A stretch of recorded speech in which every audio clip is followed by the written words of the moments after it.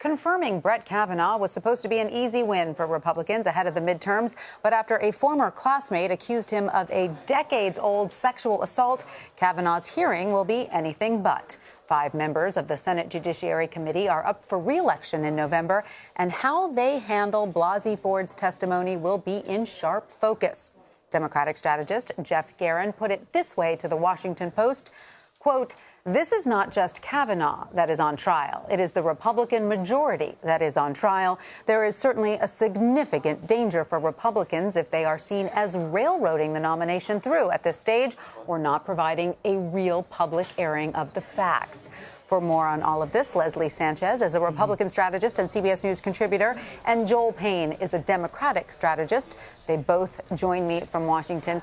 Thanks to both of you for being with us. Leslie, I'm going to start with you. How has the Kavanaugh controversy changed the conversation ahead of midterms?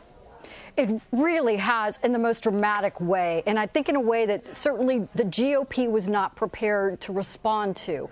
I think that if you look at the fact that the default response was to vehemently defend Kavanaugh, and now as time is changing, now that we have a face and a name, I think the ground is shifting under the GOP, especially when it comes to suburban women and women voters. You're seeing a different type of reaction. This is something, Tanya, that's definitely going to be dividing among gender lines. And a lot of the women I've been speaking to, especially in battleground states, have personal experiences with sexual assault. They're really cautious about having a kind of an immediate response to have a confirmation hearing because they want to know more. They want the opportunity for at least the Judiciary Committee to hear in her own words Dr. Ford's allegations and her response. Yeah, Joel, what do you think? I mean, we keep hearing how the female voter is going to be pivotal in the midterms. So what do you think about how the conversation is changing? Yeah, I think the optics are all off for Republicans. So if you just consider the fact that this all-male panel of Republicans can really control the fate here. And I think that has to be an unsettling reality for Leslie and for a lot of Republicans out there who want to see their party prevail this November. I just think, again, the optics and the atmospherics are off. There's a lot of women who have experiences like Christine Blasey Ford. There are a lot of women who are going to be voting this November who know exactly that story that she's told. And so I think what Democrats have been doing really since Donald Trump has been elected, because, again, while this is isolated about Kavanaugh, this is a part of a longer narrative about Republicans and their attitudes towards women. The president is through the floor, no more than 30% with women. He is severely underwater when it comes to women voters. So I would argue it's more of a continuation of a bad trend that started with the Trump inauguration, and it has continued, and this is a low watermark for sure. And so, Leslie, sorry, go ahead. I wanted to say that line of thinking is the saving grace for the Republican Party. The overreaching by the Democrats to try to tie all this in a very nice little bow and even wrap it as part of the Me Too movement, I think it really trivializes how significant and how distinct this particular issue is. Even if we look at it in the most recent kind of public context, and I'm going to use the Catholic Church, for example, where you have so many victims coming forward that 30 years ago are reliving this type of victimization.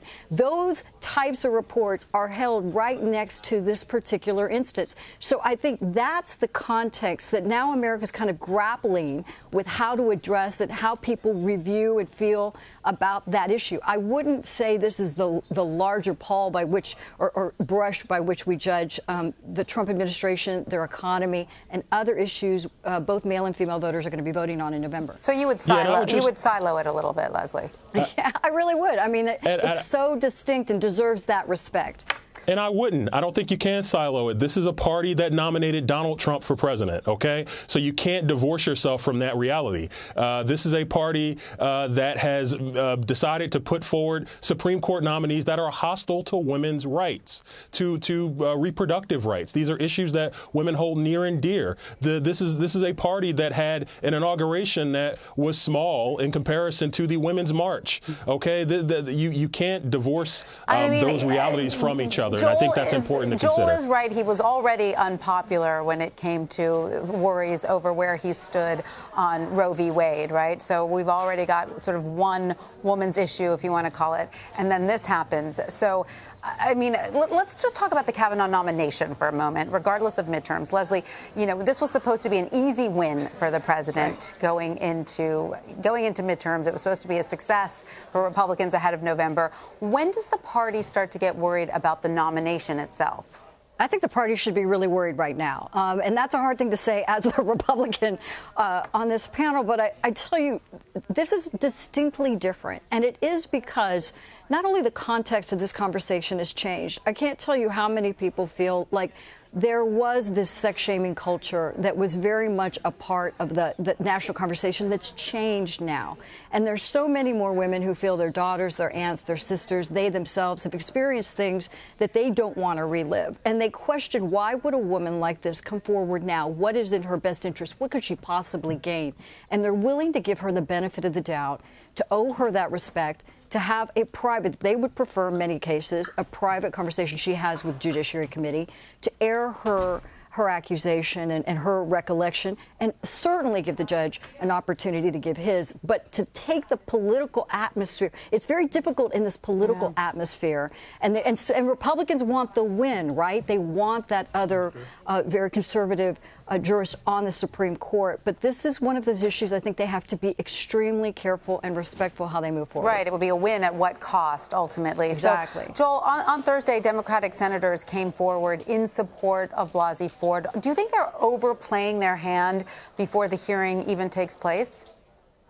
No, I don't. I think what Democratic senators want is for this woman to be able to tell her story and to tell it completely in a comfortable setting and not turn it into what happened with Anita Hill 25 plus years ago when she was victimized nationally. I think Democrats want to avoid a repeat of that. And I think actually, you know, Democrats feel like the remedy that Ms. Blasey Ford recommended with having an FBI investigation makes sense, to have a partisan investigation run by the Senate Judiciary Committee. I actually, along with not helping ensure what, you know, that Christine Blasey Ford, her story is told, it also does not help Judge Kavanaugh. If Brett Kavanaugh is on the Supreme Court, this will cast a pall over his entire time on the court. So it actually serves his benefit to have that seen out as well. And I think Democrats are in the right here. Joel, let me follow up on that. How does this change the calculus for red state Democrats who maybe were under pressure to vote for Kavanaugh? Is that pressure off now? No, I don't think it does. I think that pressure still exists. But listen, I would just challenge, you know, the Joe Manchins of the world, the Joe Donnellys of the world, the Heidi Heitkamps. You know, if you actually think that because you vote for a very flawed candidate and a very unpopular candidate for Donald Trump, if that means that they're going to call off the dogs on you in those states. I have not seen any historical data, or I've not seen any electoral data that would suggest that. And so I think that each of those folks have to make that determination for themselves. Claire McCaskill came out this week and already said that she's going to oppose the nomination, that she's seen enough. I think that they're probably doing the politically prudent thing to wait and see how this goes. I think Collins and Murkowski, what they decide to do will probably ultimately indicate what those red state Democrats end up doing, because that math will be determined by what a Collins or what a Murkowski, what a Flake, what a Lindsey Graham, what folks like that decide to do. Okay, so Leslie, as you know, Senate Judiciary Committee Chairman Chuck Grassley has set a Friday deadline for Ford to submit testimony. Democratic Senator Kirsten Gillibrand of New York is accusing him of bullying Ford. Is there concern among Republicans that the vote is being rushed too quickly? You know, there certainly is that concern that's there. We all understand that it is basically to do this before the midterms. There's always been an agenda that's never been hidden in trying to move this process along. Each side is accusing the other of politicizing this, and somewhere the truth is right in the middle. And I think that's going to be the challenge for who you fundamentally believe, which is why it really would behoove Dr. Ford to come forward in a private session, whichever she's most comfortable in, and really air her side of this and give the judge an opportunity to respond so that the committee can feel that it's heard and see which they rely as credible. But I don't think, as much as we wanted to discount this as something 30 years ago or this and that, on an issue like a potential sexual assault, I don't think we have the luxury of saying, no, their mind and their memory is flawed. I think we have to give it much more respect. I agree with that. I think you're absolutely right. And Leslie, Republicans have been somewhat short on legislative wins, but they do tout their reshaping of the judiciary as a winning issue. How does the Kavanaugh accusation complicate that as a political issue? Well, it's a political issue. If this is a failed nomination, then obviously it's going to have a ripple effect. But these are the types of questions they're going to be the standard, I think, moving forward. We can't deny that. That's already shaped how the court is going to be shaken out, and it probably should. It benefits everybody, right. And it holds everyone to a higher standard. And I don't think that's anything that becomes political. It may be inconvenient, but ultimately, I think more Americans would fundamentally agree. So, a final question to both of you: if this hearing is indeed held in public, how would you advise committee members to handle the hearing? What kinds of questions should they be asking? Joel, let's start with you. They should be seeking the truth.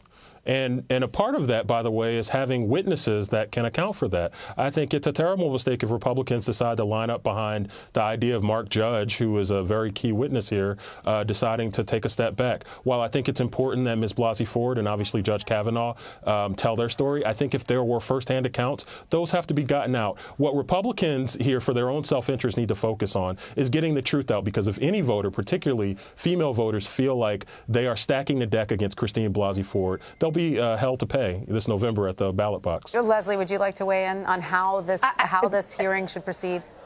Sure, and I think conversely it's the same way. If it looks like it's immediately trying to prove some sort of guilt on behalf of the judge, on Judge Kavanaugh, I think that it has a reverse effect. So the problem is it's extremely politicized in a political arena, and that's not a fair way to air this out. As much as the public wants to be part of this, this is a very unique situation. We've seen and have past experience on that, and I think they have to realize just how politically charged it already is going in. Some have suggested the senators should not be doing the questioning, that lawyers should be doing the questioning. What do you think of that?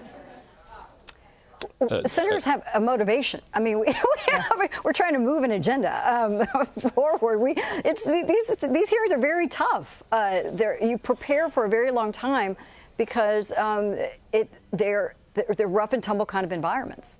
Joel, what do you think? Should the senators themselves be questioning both Blasey Ford and Kavanaugh? The Senate that I worked in 2005, I would feel more comfortable with that. Today's Senate, I'm not so sure. I think there's going to be more grandstanding, and probably, frankly, on both sides, even Democrats, than there is real questioning. But I reiterate my point earlier. It would behoove everybody to put that to the side and to really focus on getting to the core issue here, because this is actually something that Americans are watching, because it's something that's very prudent and very direct to their lives. And I think a lot of people, identify with Christine Blasey Ford's story, and I don't think people want to see a dirty process here. Absolutely. All right, Leslie Sanchez and Joel Payne in Washington, thanks to both of you.